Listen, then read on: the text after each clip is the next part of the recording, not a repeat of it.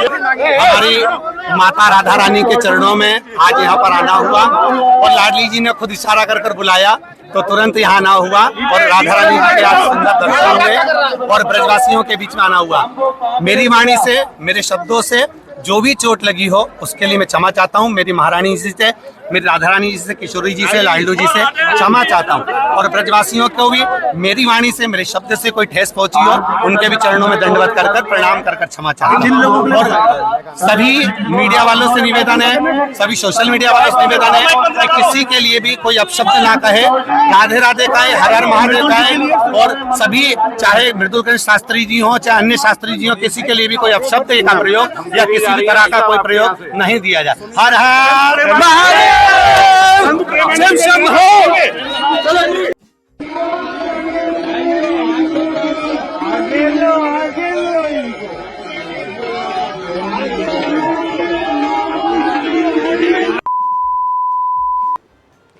दोस्तों, आप तो जानते ही हैं कि कथावाचक पंडित प्रदीप मिश्रा ने बीते दिनों राधा रानी के बारे में कुछ ऐसी बात कह दी थी जिसके बाद उनकी मुसीबतें बढ़ चुकी थी। आपको बताते हैं कि लोगों ने सोशल मीडिया पर उन्हें लेकर ऐसे नेगेटिव बातें डालना शुरू कर दिया था कि जिसे देखकर आप भी हैरान हो गए थे कि आखिर पंडित प्रदीप मिश्रा ने ऐसा क्या कुछ कह दिया। क्या आप जानते हैं कि कथावाचक प्रदीप मिश्रा ने राधा रानी के बारे में क्या कहा था? और ये भी बता देते हैं कि उन्होंने जो बयान दिया था उसके बाद उन्हें अपनी नाक रगड़कर माफी तक मांगनी पड़ी है। जी हाँ, चलिए अब हम इस खबर की तरफ पूरा रुख करेंगे और जानेंगे कि आखिर प्रदीप मिश्रा ने ऐसा क्या कुछ कहा था और उन्हें नाक क्यों रगड़नी पड़ी। मध्य प्रदेश के सीहोर के कथावाचक प्रदीप मिश्रा ने राधा रानी के बारे में कुछ दावे किए थे, जिसके बाद मथुरा के वृंदावन स्थित श्री हित आश्रम के प्रेमानंद महाराज उनसे नाराज हो गए थे। अब प्रदीप मिश्रा ने वृंदावन स्थित राधा रानी के दरबार में पहुंचकर दंडवत प्रणाम करके उनसे क्षमा मांगी है। जी हाँ, उन्होंने बरसाना स्थित मंदिर में नाक रगड़कर श्री कृष्ण की प्रिय राधा से माफी मांगी। श्री कृष्ण में श्रद्धा रखने वाले कई साधु संत उनका विरोध कर रहे थे। प्रदीप मिश्रा ने यह कहा कि उनके मुख से जो कुछ भी निकला उनके लिए राधा रानी और उनके भक्त उन्हें माफ करे। इतना ही नहीं बल्कि प्रदीप मिश्रा ने यह भी कहा कि वो अपनी हर कथा में इसे दोहराएंगे।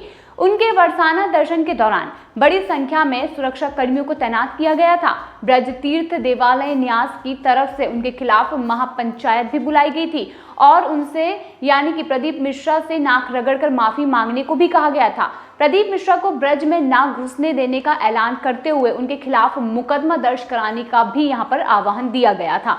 असल में पंडित प्रदीप मिश्रा ने यह कहा था कि राधा रानी का जन्म बरसाना नहीं बल्कि रावल गांव में हुआ था। उन्होंने ये बताया कि राधा रानी के पिता बरसाना में कचहरी लगाते थे। उन्होंने ये भी बताया कि राधा रानी साल में एक बार बरसाना जाती थी।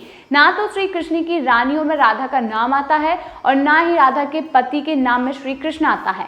उन्होंने राधा के पति का नाम अनय घोष और उनकी सास का नाम जटिला और उनकी ननंद का नाम कुटिला बताया था। ये उनका दावा था कि राधा का विवाह छात्रा गांव में हुआ था और उन्होंने अब पूरे विवाद का पटाक्षेप होने की कामना की है। प्रेमानंद महाराज ने यह कहा था कि आजकल ऐसे प्रवक्ता लोग हैं जो कि प्रसंग को छुए बिना ही कुछ भी बोल देते हैं।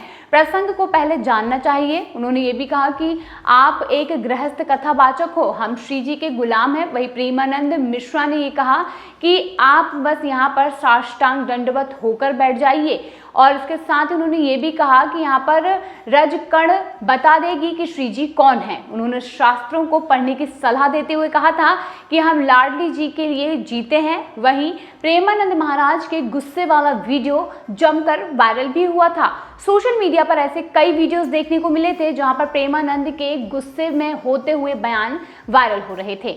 अब प्रदीप मिश्रा ने उनके कहे का न सिर्फ अनुसरण किया है बल्कि हाथ जोड़कर ब्रजवासियों का अभिनंदन भी किया है।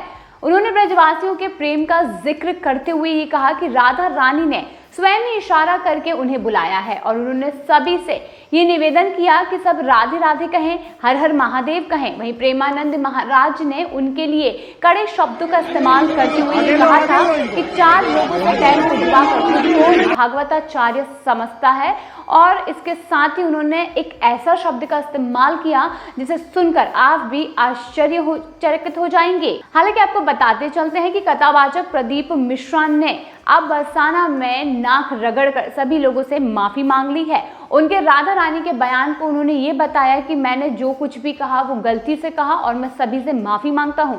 आपको बताते हैं कि ये विवाद कई समय तक ऐसी बातों में घिरा रहा जहां पर यह समझ में आया कि पंडित प्रदीप मिश्रा को कई लोग बायकॉट करने के लिए उतर चुके थे। जी हां, कृष्ण जी के बारे में, राधा रानी के बारे में कहे हुए शब्द को लेकर कई लोग नाराज भी नजर आए थे। दोस्तों, अगर आपने कथावाचक पंडित प्रदीप मिश्रा का राधा रानी को लेकर जो बयान है अगर वो सुना है तो आपकी इस पर क्या राय है? क्या पंडित प्रदीप मिश्रा को ऐसे बयान देने चाहिए या उन्हें अपनी कथा में ऐसे शब्दों का इस्तेमाल करना चाहिए या फिर नहीं? कमेंट सेक्शन में जरूर बताइए।